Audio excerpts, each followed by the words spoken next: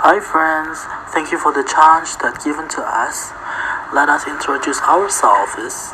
I am Anandyto Augusta from number 33 and my friend Suci Ratna from number 30 and Tyas Nurlaili Handayani from number 35 and then Anggi Nurjanah from number 37 and the last one Irwan Nurcholis from number 38. We are from Group 9. In this chant, we would like to present about our analysis of the poem's elements in the title Holy Sonnets, Better My Heart, Three Persons God by DONNE. Form or structure.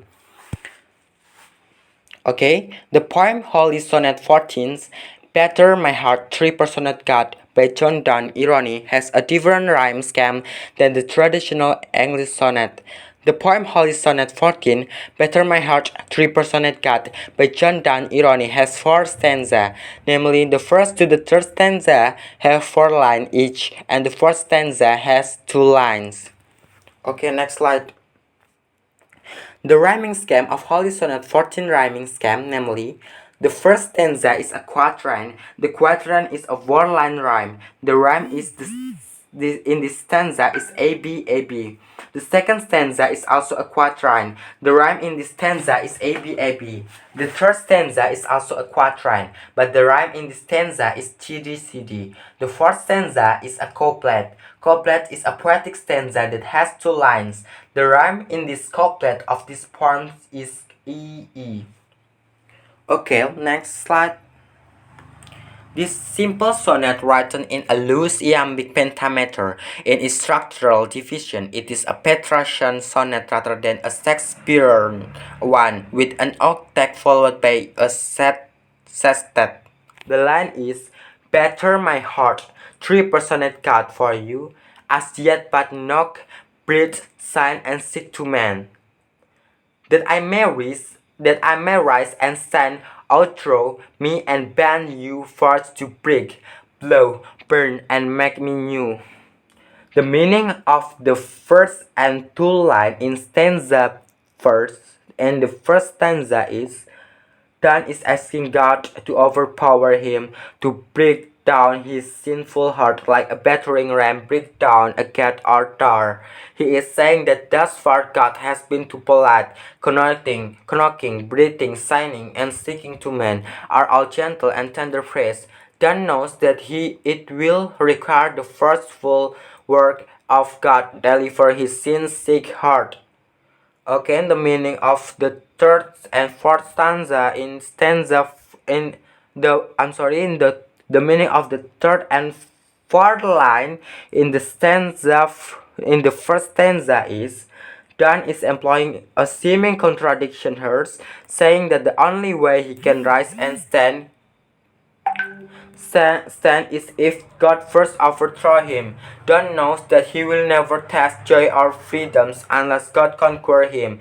In contrast with the previous verse, tender action of God, Donne again using a seeming contradiction, plead the Lord to make me new by the means of freaking, blowing, burning.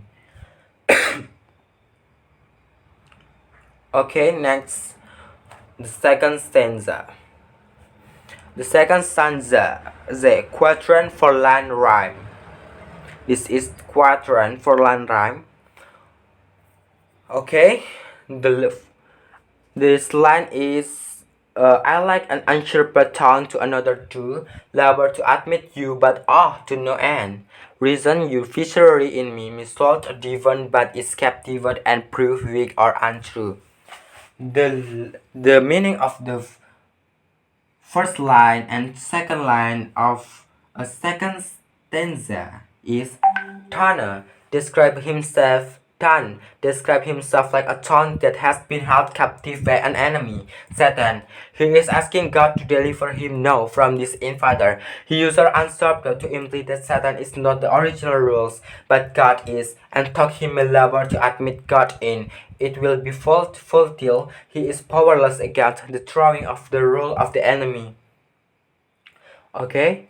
The meaning of the third and fourth stanza, the meaning of the third and fourth line in this and second stanza is the meaning of the third and fourth line in this stanza is here he calls reason God viscerally or a representative of our rules. In the Midsummer of the concurrent tones, reason was supposed to be able to defend the city. Reason created by God sought to lead us to seeing the freedom in God. And that sin brings, but it proves weak or untrue. Then knows that even his own reason is under the captive rule of the enemy, leaving him with nothing to defend or fight of his father and completely helpless. When we sin, our reason also become tainted. Through rational reasoning and logic, we cannot free ourselves from the bondage of sin. We must be delivered. Next, the third stanza is quatrain or four-line rhyme. The line is, yet thoroughly I love you and what beloved fan, but am betrothed into your enemy. Differs me until our break that it cannot again take me to you, imprison me for I. The meanings of the first and second line in this stanza is, here he switches the metaphor from a conquered city to a lover promised to be wed to another, reflecting upon his heart, then realizes that they truly love God and want to serve him, but also feel the binding power of sin close at hand. He feels as if he is being forced to marry his true love, or God, mortal enemy, sin or Satan. The meaning of the third and fourth stanza, the meaning of the third and fourth line in this stanza is the breakdown is calling for the true love to sweep in and still hear from his wedding secrets. Talk, we are betrothed to our enemy, we can be rescued. Again, Donne used forceful language, divorce, break, as a picture of Christ freeing us from the bonds of Satan. He also relies on the seeming contradiction by explaining the only way he can be free is if God will imprison him. Okay, next slide.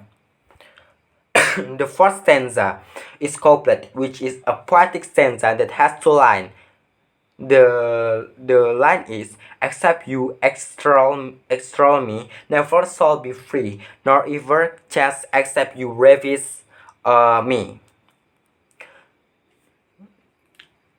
The meanings of this stanza is, what an incredible mixture of honesty and trust. Don't confess his weakness, but it is in so doing magnifies God's ability, beauty, and grace. Unless God comes and breaks, blow, and burns our heart, we will never be made new. Unless God conquers us, we will remain defeated. Unless God divorces us, until and break that knot again, we will be damned to be in the arms of our enemy. Unless God refuses us with his beauty and love, we will forever be a slave to a cheaper beauty and love. Okay. This sonnet is chiefly notable for the vigorous emotion expressed by the poet in a supplication to God to give an ever stronger assurance of his love. The vigorous emotion are manifestly supported by the be plosive sound, which is used in vital rhetorical words such as better, breath, break, and blow. The be plosive is recognized as a sound requiring great expenditure of energy and articulation. And truth, this might not be the case in every context.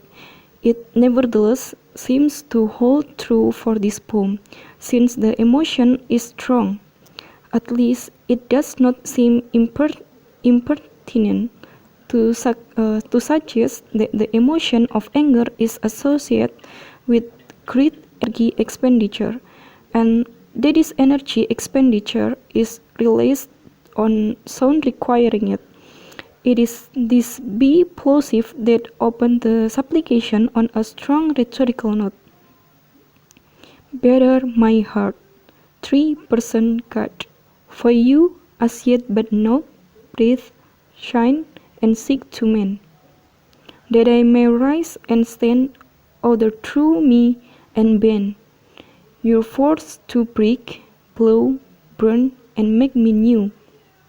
The first line does not divide easily into feet, but noticeable are the two caesures that spirit to tetrasyllable rhythm for what might be considered to last foot. This last foot in the first line begins the rising rhythm, which prevails through the remaining three lines. This last foot links the first line with the sounds the G glide, alliterating with the same in the word yet. Then comes the series of heavy stress on the word knock, breathe, and shine, which are effective in that they become progressively tired in their fall, producing somewhat of a grave and expensive melody. Knock, breathe, and shine. No doubt if one were to read the above words aloud, the intonation would progressively rise through these three words, reaching its highest pitch on the word shine.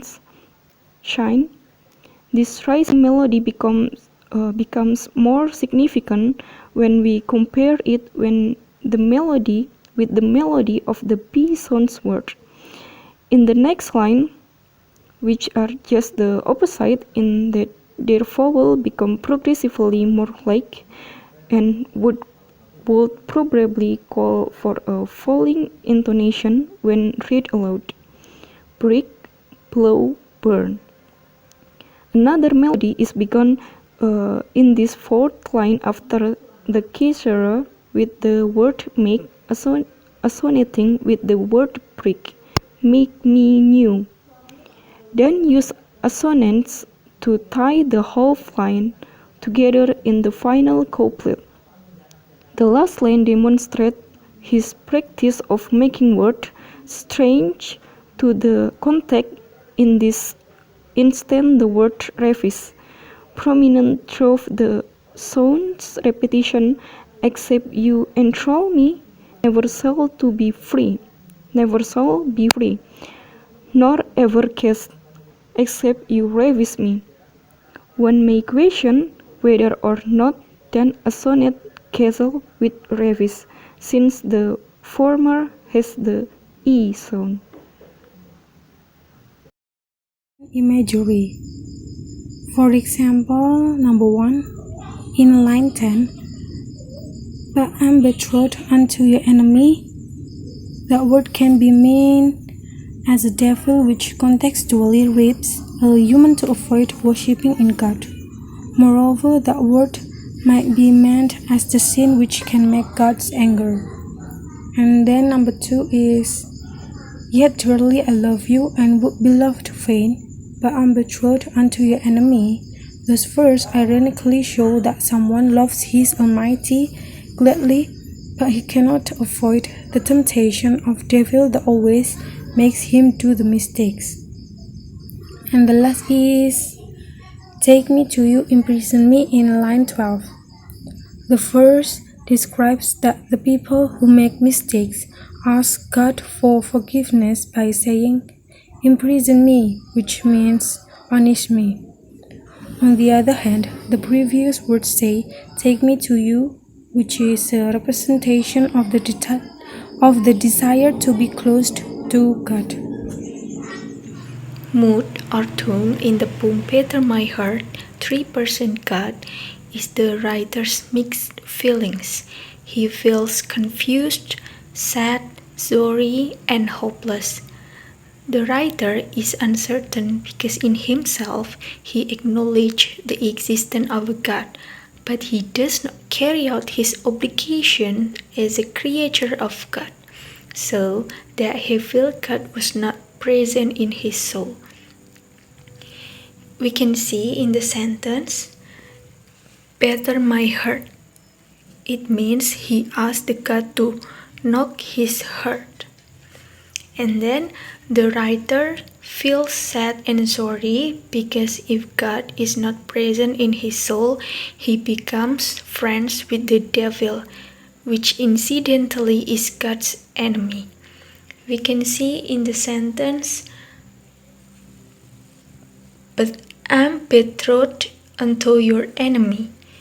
Divorce me, untie or break that knot again." And the last, the writer feels hopeless because he is trying so hard to accept God and wants to be destroyed so that he can become a new person. We can see in the sentence, "Labor to admit you, but oh, to no end. Reason your viceroy in me, me soul divine." Theme. This is going to be a poem about faith, about the speaker's personal relationship with God. John Donne wrote a series of poems called the Holy Sonnets during a period of religious conversion from Catholicism to Anglicanism. In this particular poem, the speaker has lost touch with God altogether and prays desperately for God to return. Furthermore, the speaker believes that faith can only return through forceful means, which God has to force his way back into the speaker's heart. The poem, then, is at once a witty and a chingly open portrait of a soul desperate to overcome the torment of religious doubt. A few lines in the speaker's state the poem's central problem most clearly. "I, blah blah blah blah, labor to admit you, but oh, to not end."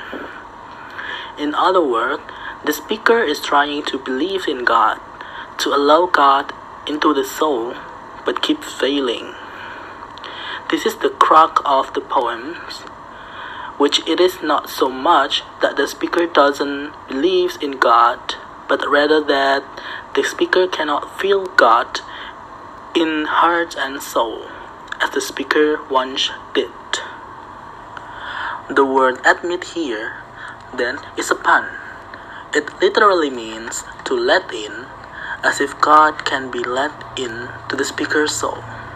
But it also puns on the sense of admitting something. It's true, the speaker is having a hard time admitting that God is real. World reason, the speaker's ability to think logically, has been no help in this matter, pushing the speaker to further desperation rather than comfort.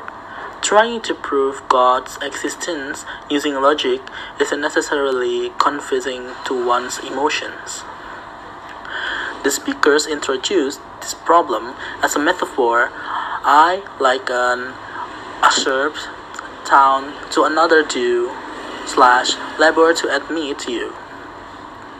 The speaker's soul is like a usurped town, a town that has been conquered by an enemy. The identity of the enemy is unspecified, but it can be interpreted as the devil, or atheism, or any other force that leads people away from God. The implied solution, then, is that God must break into the town of the speaker's soul and set the speakers free.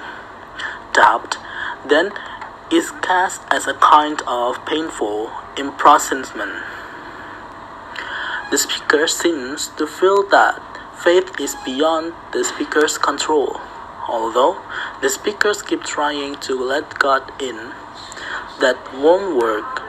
Instead, the speakers beg God to force his way into the speaker's soul. That's why the poem begins, "Better my heart." It is as if the speaker's heart is a fortress, and God must invade that fortress. Through divine force, God can make the speaker new, transforming the speaker back into a devout Christian.